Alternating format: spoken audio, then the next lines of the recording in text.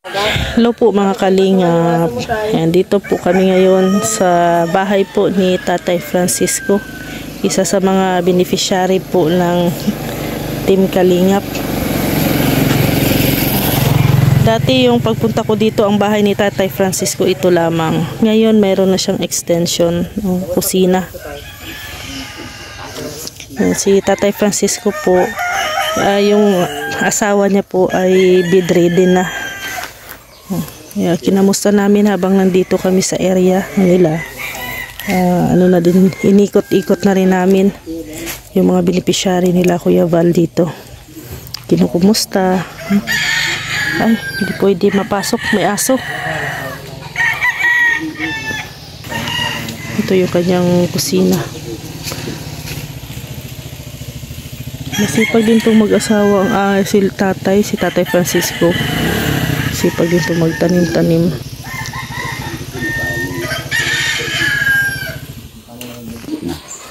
Ano po yung ginagawa mo tayo? Lagi kang napakilala. Minsan nga ako, sino ka? Masaaga. Pagpasok ko, masaaga po. Bakit tayo na ano na si nanay? Yung parang isip bata? Bedridden pero naging ano siya. Kaya ako, Pero dati hindi naman ganyan, di ba? hindi nga. Ngayon lang. Siguro rin sa gawa ng maintenance niya. Sa maintenance niya. Nagsasalita pa si nanay. Salita mo yun. Parang naiiyak pag ini-interview.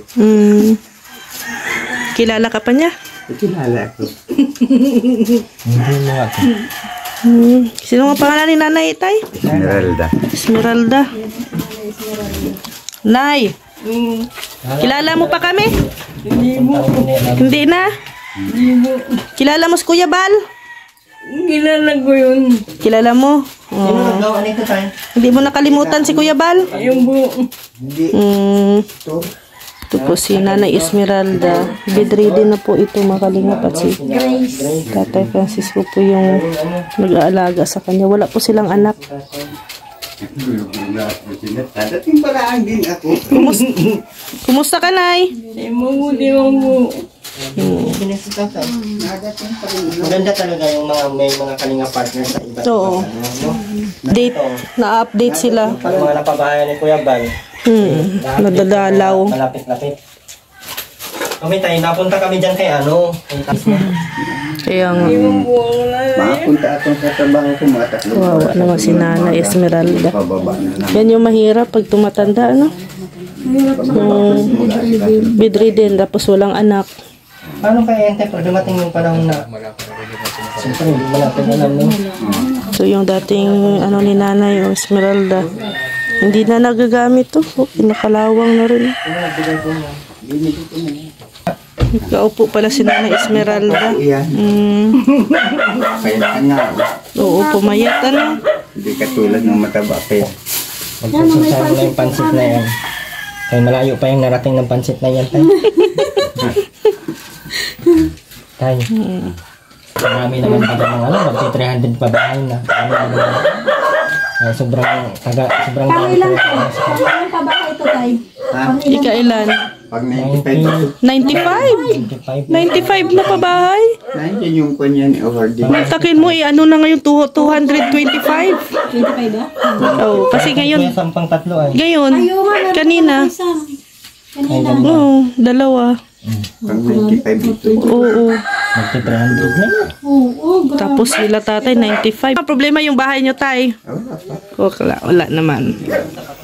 Pero yung balon, Yun ang hibas. problema. Yun ang may problema. Kaya kumukuha pa ako ng tubig sa bundok pa. Bundok ka kumukuha ng tubig, tay. Grabe, ang layo. Alas kalahati oras manilalakad. Hintay na lang ulit tayo ng ulan tayo Yan para na nga. magpatubig. Hintay na lang uli. Kaya nga, ano. Tapos magpapaligo kay nanay, tay. Ikaw din. Hindi ko lang makikita. Oo. Tatagay dito. Sila na nga yung wheelchair ko. Sige lang, tay. Ano lang. Tibay lang ng loob. Dalaw-dalaw kasi. Dalaw lahat. Maganda, tay, kasi may kusina ka na dito, oh. Wala na, wala na rin.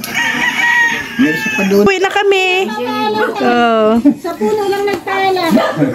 Ingat, Nay. Oh, Tay, ingat kayo, Tay, ha. Salamat. Kila Tatay Francisco. Salamat din po kina Kuya Panding kasi po sila din po ang dito nagpa-follow up kina Tatay Francisco. Yan po ang kagandahan pag marami tayong mga Kalinga partners kasi dami din pong tutulong at nag-update sa mga beneficiary. Maraming salamat din po kay Kuya Val Santos Matubang at Edna Vlogs, Kalinga Prab, Royal of Malalag, Rachel Morales Vlogs, Kalingap Awi, Kuya Brooks, Kalingap Dan, at syempre sa mga kasamahan natin ng Kalingap at syempre kay Roda Official, Rex Vlog and Erwin TV. So maraming salamat po mga Kalingap. See you tomorrow. God bless everyone. Bye bye po.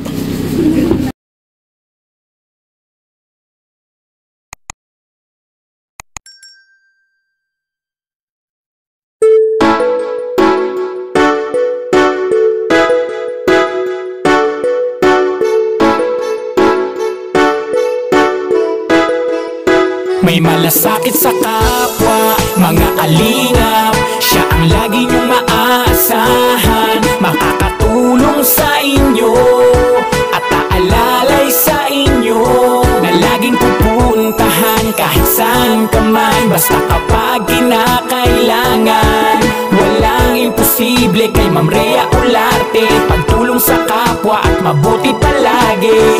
Napakabuti sa kapwa, palaging nandyan kapag kinakailangan. Babae na may paninindigan, na merong tiwala, na mas marami pang mga taong matutulungan. Miss Rhea Olarte, ang pagtulong sa tao ay hindi pinipili. Yan ang inyong lingkod, mabait na babae, na may mabuting puso at hindi siya maarte. Kahit na malayo, kahit nasan ka man, sa kahirapan siya ay makikipagtulungan. Pakikipagkapwa sa tao, yan ang kailangan, at ang nangangailangan ay kanyang tutulungan. Mga kalingap, asahan nyo na merong mabuting puso na laging nandito. Rhea Olarte, kasama nyo at aalalay sa inyo, na laging pupuntahan kahit saan ka man, basta kapag kinakailangan. Walang imposible kay Ma'am Rhea Olarte, pagtulong sa kapwa at mabuti palagi. Sa kapwa, mga kalingap, siya ang lagi niyong maaasahan, makakatulong sa inyo at aalalay sa inyo, na laging pupuntahan kahit saan ka man, basta kapag kinakailangan. Walang imposible kay Ma'am Rhea Olarte, pagtulong sa kapwa at mabuti palagi.